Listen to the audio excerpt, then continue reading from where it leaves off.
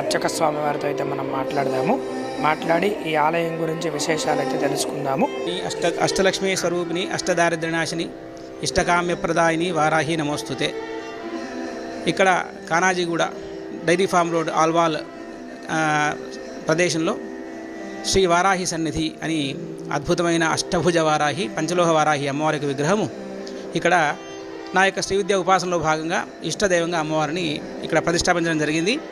అమ్మవారి నిత్యార్చనలు సాయంకాలం ప్రతిరోజు అమ్మవారు తెరిచి ఉంటుంది అందరి కోసం 6 నుంచి 9 వరకు. పంచమి అభిషేకాలు, తర్వాత పౌర్ణమి అభిషేకాలు, హోమాలు ఇత్యాది కార్యక్రమాలు జరుగుతూ ఉంటాయి.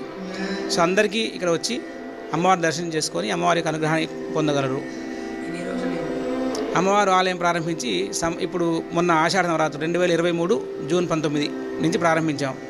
అమ్మవారు ఇంతకుముందు నిత్యమూర్తిగా ఉత్సవమూర్తిగా ఉండి 2022 మే 5 నుంచి అమ్మవారు పూజలు నడుస్తూ ఉన్నవి. కొంచెం